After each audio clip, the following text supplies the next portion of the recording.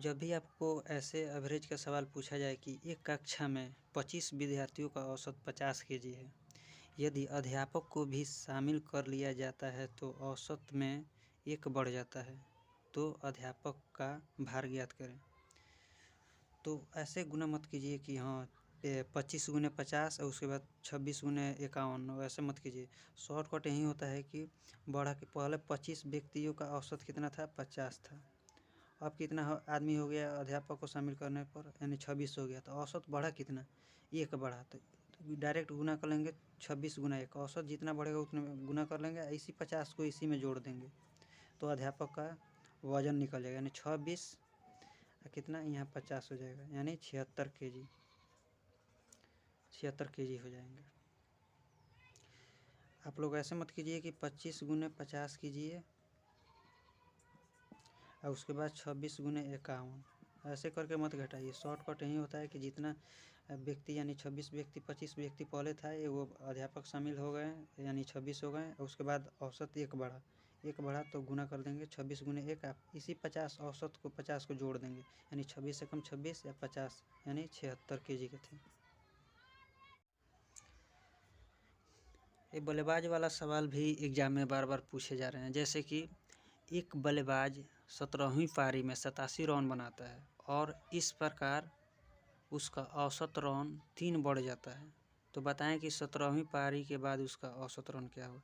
तो इसको डायरेक्ट बनाने के लिए क्या करेंगे, 87 है ना, उसमें कितना रन बढ़ रहा है, 3, यानी 17 गुना औसत कितना बढ़ रहा है, 3, यानी 17 तिया 51। इसको इसी में से घटा लेंगे, 17 तिया 51, यानी हो जाएगा कितना, 36। ये 36 हो जाएगा कितना, यानी 16वीं पारी के 16वीं पारी। अगर बोल रहा है कि 17वीं पारी के बाद, तो इसमें कितना 3 जोड़ दीजिएगा, यानी 36 प्लस 3, यानी 39। तो उसका औसत कितना हो जाएगा, 39। याद रखिएगा कि घटाने पर 1 पारी कम का, यानी 17वीं पारी था तो 16वीं पारी का निकलेगा, उसमें जितना औसत बोल रहा है बढ़ रहा है जोड़ दीजिएगा, निकल जाएगा 17वीं पारी वाला। यह भी क्वेश्चन जो एग्जाम में आए हुए क्वेश्चन है। जैसे कि पूछा गया था यहीं कि सेना के 420 जवानों के लिए 35 दिनों का खाना उपलब्ध था।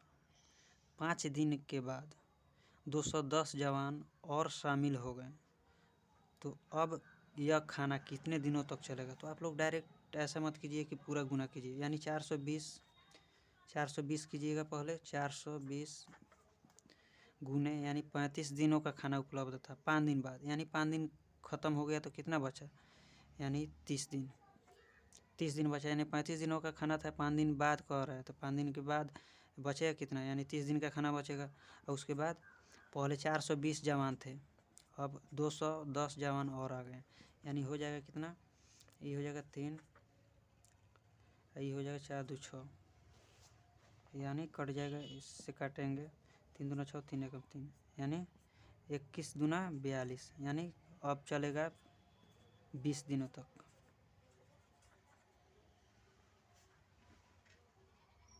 जब भी आपसे ऐसे सवाल पूछा जाए कि 15 लगातार विषम संख्याओं का औसत 27 है, तो बड़ी संख्या और छोटी संख्या ज्ञात करें।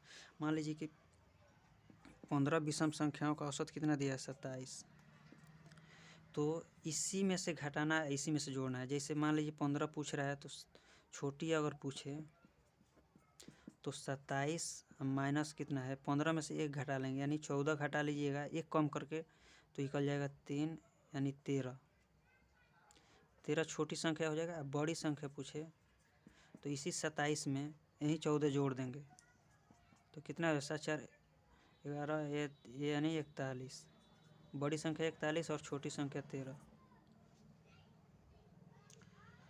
ऐसे मत निकालिएगा, XYZ मत मानिएगा, डायरेक्ट निकालिएगा 27 में से, एवरेज में से जितना संख्या बोल रहा है उस संख्या में 1 घटाकर, जो बड़ी संख्या पूछे तो जोड़ देना है, और छोटी संख्या पूछे तो उसमें घटा लेना है।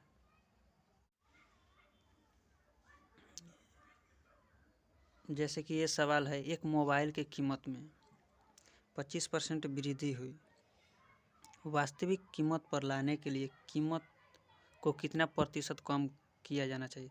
तो ऐसे सवालों के लिए डायरेक्ट शॉर्टकट ट्रिक होता है, ट्रिक यही होता है कि R बटा 100 प्लस R या माइनस इंटू 100%। तो R क्या है, यानी वृद्धि वाला है, तो वृद्धि कितना 25।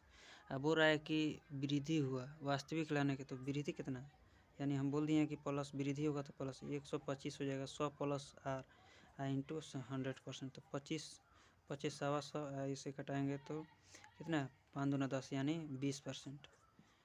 उस कीमत में इतना परसेंट की कमी की जानी चाहिए। 20% कमी होगा तभी। जब भी आपसे ऐसा सवाल पूछा जाए कि 30 वस्तुओं का क्रय मूल्य 25 वस्तुओं के बराबर है, 25 वस्तुओं का विक्रय मूल्य के बराबर है, तो लाभ या हानि प्रतिशत ज्ञात करें। तो आपको डायरेक्ट शॉर्टकट बता रहे हैं कि 30, यहाँ बोल रहा है 30 वस्तुओं का क्रय मूल्य यानी CP। अब 25 वस्तुओं का विक्रय मूल्य यानी 25 वस्तुओं का SP यानी सेलिंग प्राइस यानी विक्रय मूल्य। यहाँ हिंदी में लिख दे रहे हैं क्रय मूल्य, यहाँ विक्रय मूल्य लिख दे रहे हैं ताकि समझ में। तो डायरेक्ट इसका मान ये होता है, इसका मान ये होता है, तो क्रय मूल्य कितना हो जाएगा, क्रय मूल्य हो जाएगा 25 और विक्रय मूल्य हो जाएगा 30। तो कितना लाभ हुआ 5, किस पर हुआ 25 पर, इंटू 100%, तो 50-25 ये हो जाएगा 20-25-100 यानी 20% का लाभ हुआ। जब भी आपसे ऐसे सवाल पूछा जाए कि राम और श्याम मिलकर एक व्यापार शुरू किया जिसमें 50,000 और 60,000 रुपये मिलाएं, तो 1 साल बाद उनके लाभ का अनुपात क्या करें। तो डायरेक्ट लाभ का अनुपात क्या होता है, पूंजी गुने समय होता है। तो पूंजी कितना है राम के, मान लीजिए राम और श्याम, पूंजी कितना है राम का 50,000 गुने समय यानी साल भर का बोल रहे थे यानी 12 मंथ के लिए। अनुपात अब श्याम के देख लेंगे, 60,000 मिला रहा है गुने समय यानी 12 मंथ, तो कटा लेंगे 12 से 12 गया और 4 गो 0 से 4 गो 0 कट गया। तो राम का कितना हो गया 5:6, यही उनका लाभ का रेशियो हो गया। ये राम हो गया और ये श्याम हो गया, यही दोनों अनुपात हो गया, यानी लाभ का अनुपात कितना 5:6।